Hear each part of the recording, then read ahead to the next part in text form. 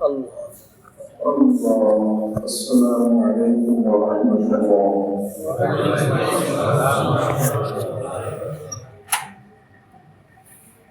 الحمد لله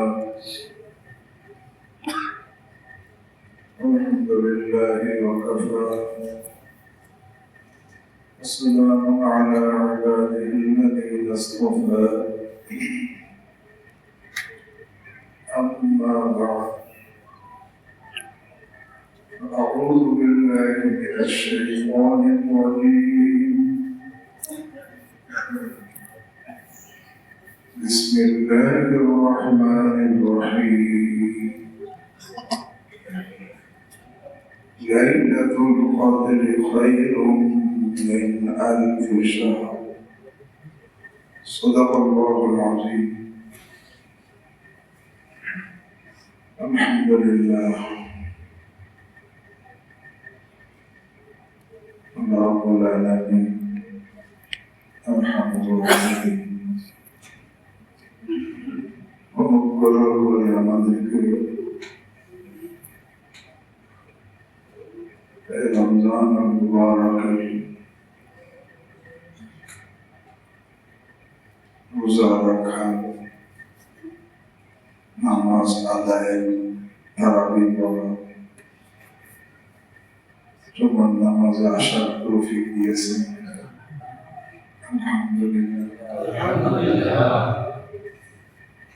রমজানের বরকতের মাস, রহমতের মাস। রমজানের শেষের দশক বিশেষ ফজিলত দিতের মধ্যে আসছে। শেষের দশক যখন আসতো, রাসূল করিম সাল্লাল্লাহু আলাইহি ওয়াসাল্লাম সাদা ইজার, আমাদের গ্রাম দেশের কাছে মাজায় গামছা বাঁধা। কেন? ইবাদতের জন্য। এই শেষ দশক বড় ফজিলতের। শেষ দশক রোজা তারাবি ছাড়াও বিশেষ দুইটা জিনিস। একটা হলো কদর, আর একটা ইতিকাফ। শেষ দশকের সাথে সম্পর্ক।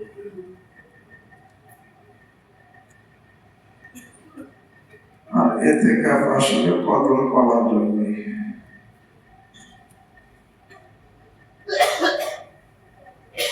আল্লাহ নিজে কোরআনে কারীমের মধ্যে ঘোষণা দেন,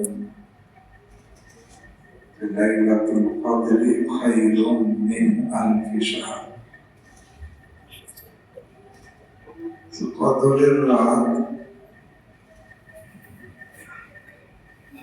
1000 মাসের চাইতে উত্তম। 1000 মাস, 1000 মাসে 83 বছর 4 মাস। এর থেকে এক রাত উত্তম।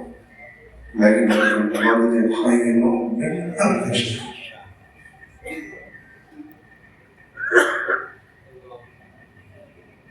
আল্লাহ রাব্বুল আলামিন আরহামুর রাহিম,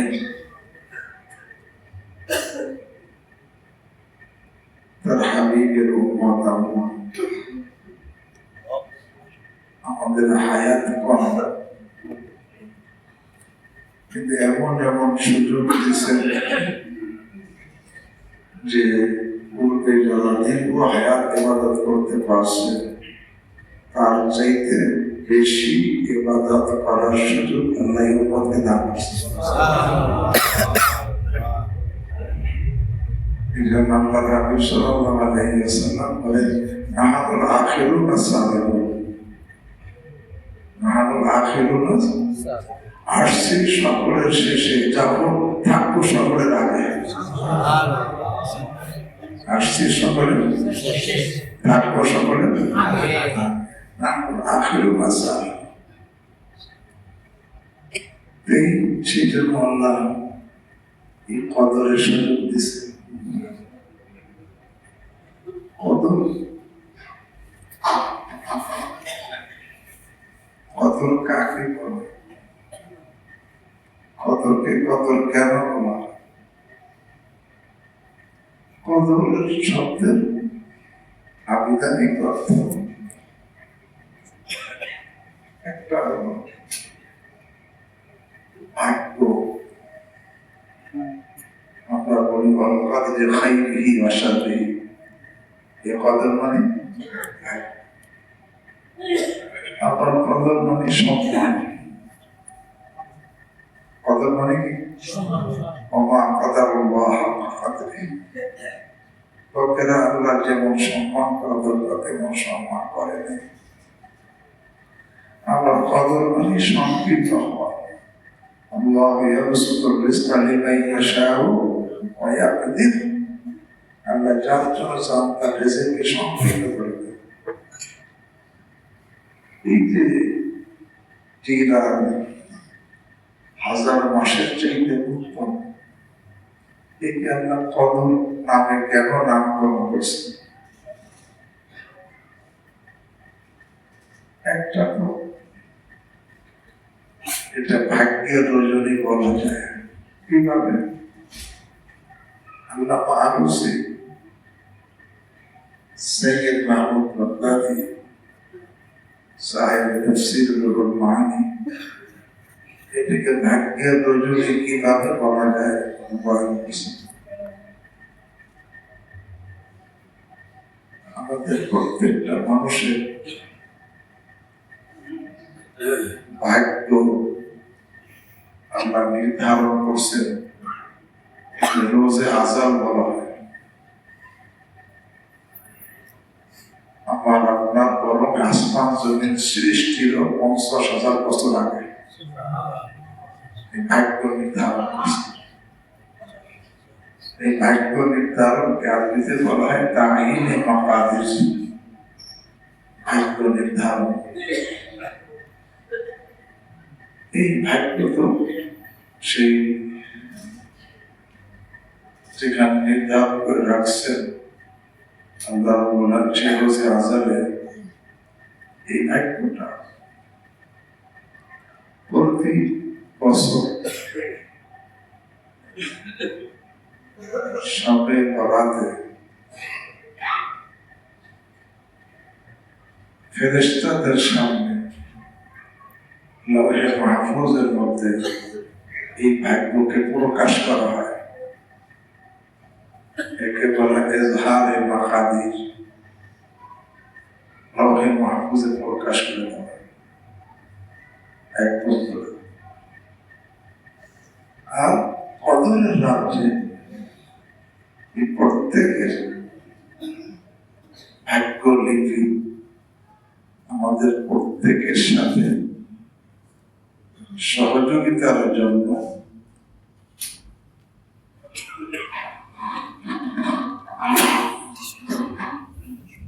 আল্লাহর পক্ষ থেকে 360 জন ফেরেশতা নিয়োগ আছে। কয়জন? 360 জন।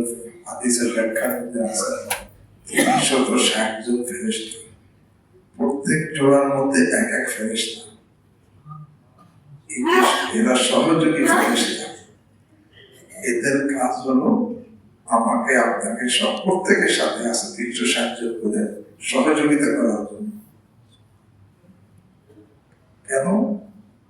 আসলে আমাদের কোনো কাজ করার শক্তি নাই, তবে আল্লাহ রাব্বুল আলামিন ফেরেশতাদেরকে নিযুক্ত করছে কেন? আমি যখন যেটা ইচ্ছা করব সেটা আমাদেরকে এই সহযোগিতা করে সেটা করাই দিবে।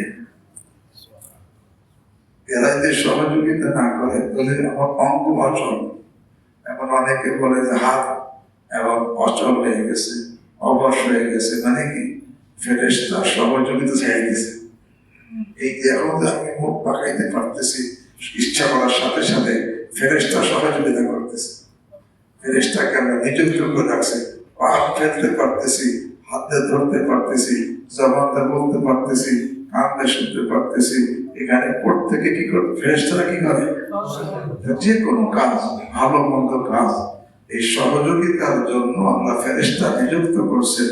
এখন আমি কখন কি করব তো ফেরেশতারা জানে না, জানেন কে? এখন যেহেতু এরা সহযোগিতা করবে, এখন আমি কখন কি করব এটা তাদের সামনে দৃষ্টি দিয়ে দেওয়া হয়, এই সময় সে এই করবে, তোমরা এই সময় তাকে সহযোগিতা করবে। এই জন্য প্রত্যেক ফেরেশতা, প্রত্যেক ব্যক্তির সহযোগী ফেরেশতাদের হাতে ওই ভাগ্য লিপি এই কদরের রাত্রে অর্পণ করা হয়। এই জন্য একে বলে তাসলিমে মাকাদির, ভাগ্য লিপি অর্পণ। এই জন্য এখানে ভাগ্য লিপি অর্পণ করা হয়। এই জন্য ভাগ্যের আরবিতে কদর, এই জন্য এই রাতকে কি বলা হয়? কদরের রাত, ভাগ্য রজনী। দ্বিতীয়, কদর মানে সম্মান।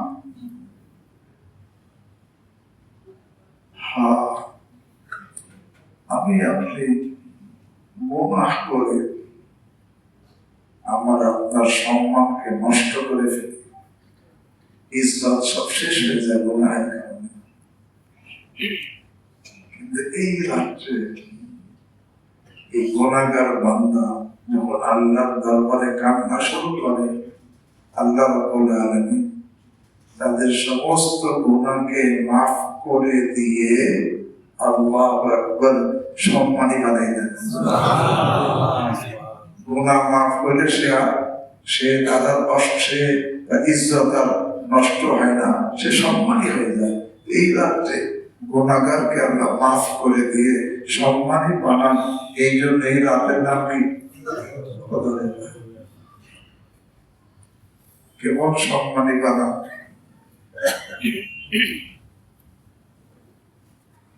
হাদিসের মধ্যে আসছে, আল্লাহ রাব্বুল আলামিন আরহামুর রহিম ঘোষণা করেন, লাআনিনুল মুযনিবিন আহাব্বু ইলাইয়া মিন জাযালিল মুসাব্বিহিন। গুনাহগারদের কান্নার আওয়াজ আল্লাহ রাব্বুল আলামিন ইরশাদ করেন, নিষ্পাপ ফেরেশতাদের তাসবিহের আওয়াজের চাইতে আল্লাহ বলেন আমার কাছে বেশি প্রিয়। এই কান্নার কারণে সে বান্দা আল্লাহর প্রিয় হয়ে যায়, সম্মানী হয়ে যায়। এই জন্য সম্মানের রাত, আমাদের গুনাহগারদের সম্মানের রাতে। অথবা সম্মান মানে এই রাত্রে সম্মানী কিতাব, সম্মানী ফেরেশতার মাধ্যমে, সম্মানী রাসূলের উপরে, সম্মানী উম্মতের জন্য নাযিল হয়েছে। নাযালা ফীহি কিতাবুন যু কদর বিওয়াসিতাতি মালাকিন যী কদর আলা রাসূলিন যী কদর লিউম্মতি যাতি কদর। এই রাত্রে সম্মানী কিতাব, সম্মানী ফেরেশতার মাধ্যমে, সম্মানী রাসূলের উপরে, সম্মানী উম্মতের জন্য নাযিল হয়েছে। ইন্না আনজালনাহু ফী লাইলাতিল কদর। এই জন্য সম্মানের রাত। আবার এই রাতকে সংকীর্ণের রাত কেন বলা হয়? এই জন্য বলা হয়, দুনিয়াতে তো সব ফেরেশতা থাকে না। আসমানে অনেক ফেরেশতা আছে, তাদের দুনিয়াতে কোনো দায়িত্ব ডিউটি নেই, তাদের আসার সুযোগই নেই। আসমানে এক একজন এক এক জায়গায়, যাকে আল্লাহ যেখানে যে দায়িত্ব দিয়ে রাখছেন সে সেখানে সেইভাবে আছে।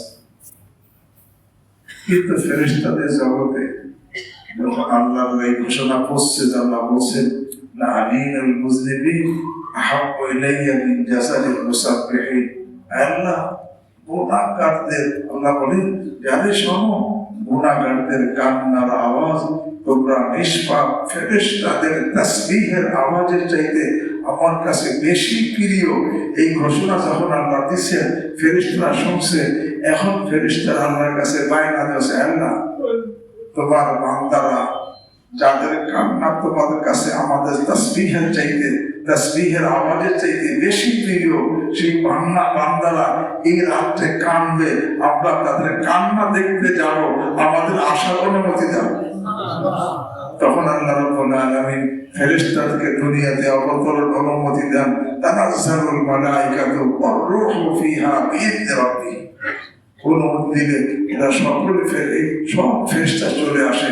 ফেরেশতা যখন এই দুনিয়াতে আসে তখন এত বেশি ফেরেশতা হয়ে আসে যে দুনিয়াটা তাদের জন্য সংকীর্ণ হয়ে যায়, সেখানে কত কি থাকে না, জায়গা থাকে না।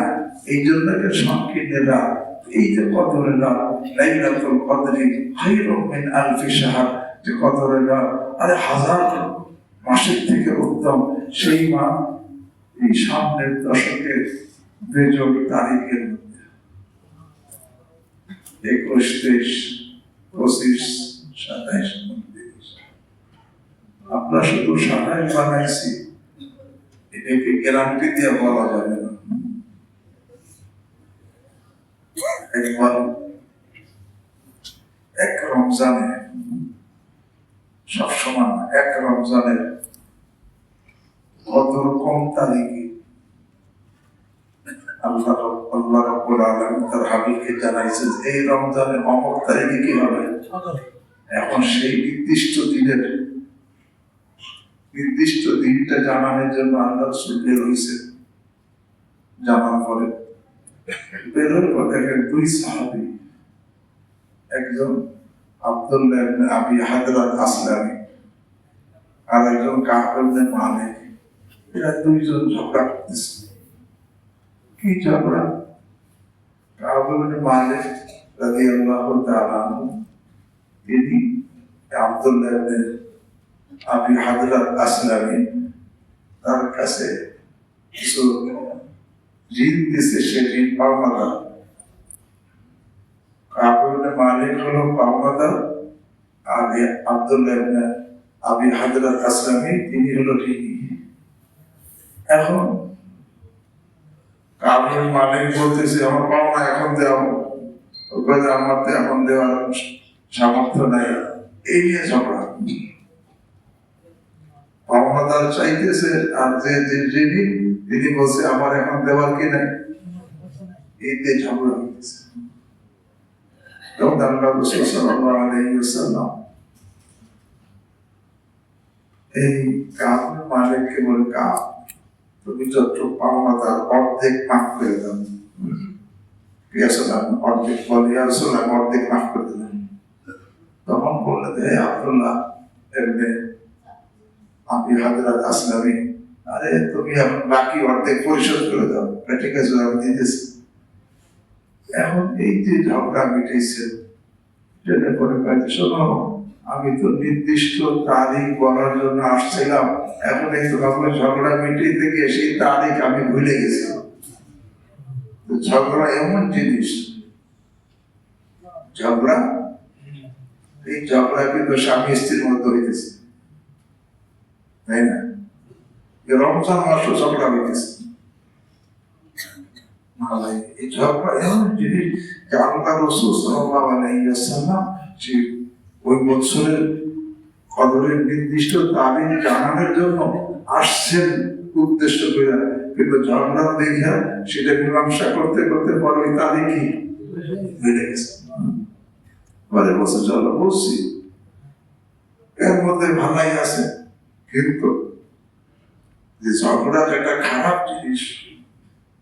রমজান মাস, অনেকে রমজান মাসও ঝগড়া ছাড়তেছে না, আজকে আসতেছে না, চিল্লে চিল্লেছে। অথচ হাদিসে কি আসছে, যদি তুমি রোজা অবস্থায় কেউ তোমার সাথে ঝগড়া করতে চায়, তুমি বলো ইন্নী সাইম, আমি কি আমি রোজা পাই, আমি মাফ চাই, আমি তোমার সাথে কি করবো না, ঝগড়া করবো। কিন্তু আমরা এটা খেয়াল করি না। এই জন্য তো বলতেছিলাম এই কদর এই শেষ দশকে তবে বেজোড়া হাদিসে আছে তোমরা বেজোড়া রাষ্ট্র 21, 23, 25, 27, 29, 30 এক তারিখ এই তারিখ। এই জন্য এই কদর পাওয়ার জন্য যেহেতু নির্দিষ্ট না, এই জন্য প্রতি মসজিদে এই কবিতাতে কিছু লোকের এতে কাপ করা সুন্নাত। প্রতি মসজিদে কিছু লোকের এতে কাপ এই পুরো 10 দিন এতে কাপ করবে, আর যারা এতে কাপ করবে তারা কদর পেয়ে যাবে। কারণ কি এতে কাপ যে মসজিদে থাকে, হাদিসের মধ্যে আসছে যে এতে কাপের নিয়তে মসজিদে ঘুমিয়েও থাকে, তখন এই মসজিদে থাকা অবস্থায় যত ইবাদত করা সম্ভব এতে কাপের নিয়তে থাকার কারণে আল্লাহ তাকে ওই কত ইবাদতের নেকি তার আমলনামায় দান করবে। যদিও সে আমল করতেছে না, করলে তো আরো কত আমল করতেছে না, কারণ এতে কাপের নিয়তে ঘুমাই দিছে। এই জন্য যে নাকি এতে কাপ করে তার কদর কি শোনে না, এতে কাপের আর কদর শোনে না। 83 বছর 4 মাস 1000 মাসের থেকে উত্তম এই ফজিলত সে পেয়ে যায় যে এতে কাপ করে।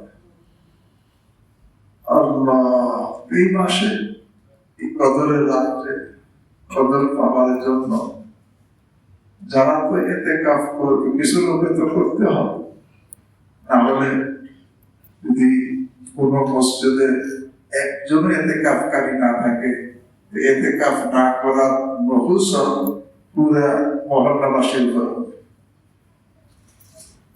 এই জন্য প্রতি মসজিদে কিছু এতে কাপকারী করতে থাকতে হয়। সুন্নতে মুআক্কাদায়ে কিফায়া বলা হয়, সুন্নতে মুআক্কাদায়ে কিফায়া।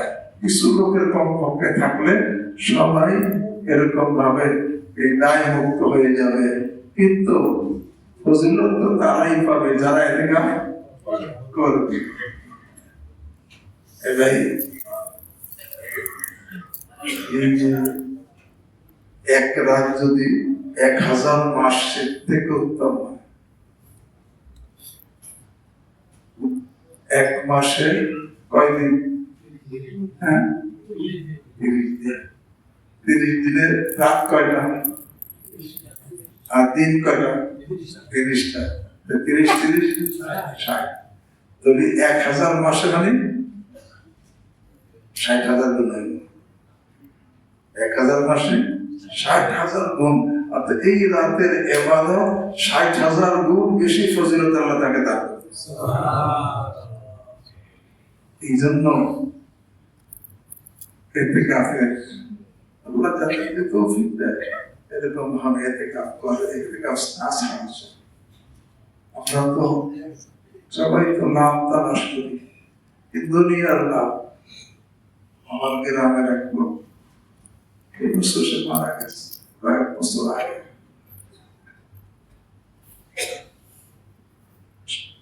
রেস্তায় ভাতিজা হয়, গ্রাম্য ভাতিজা।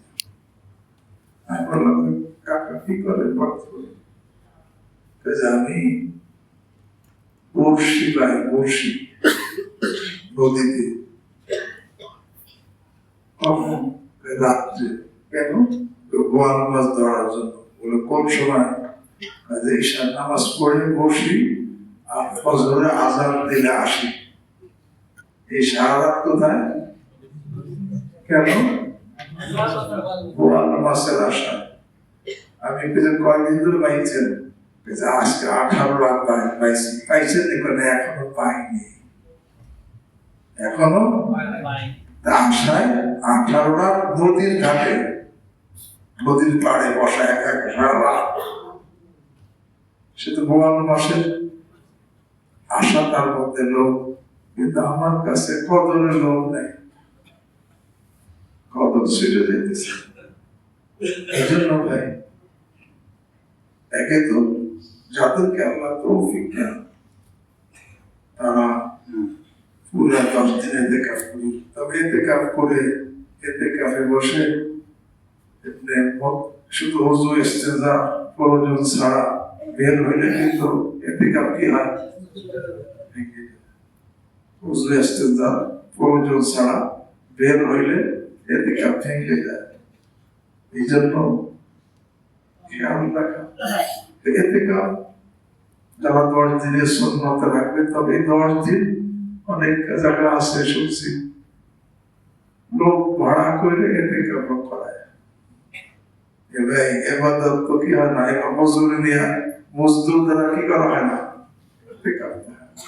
একজন স্বেচ্ছায় এতেকাফে বসছে, আপনি তারে কিছু, সে তার অবস্থা আপনি জানেন, সে আপনার থেকে কিছু পাওয়ার আশা করে নাই, আপনি তাকে হাতিয়ে দিলেন, না ভিন্ন কথা। কিন্তু আগেতে ভাই তুমি এতেকাফ করবা, ডেলি দিন 500 টাকা করে কামাই করো, 1000 করো, এই যে তোমাকে এরকম 10,000 টাকা দিল এতেকাফ করবা, কিন্তু তুমি এতেকাফ করে এতেকাফ হবে? কিন্তু খুব সহজ হচ্ছে এতেকাফ হবে কার জন্য?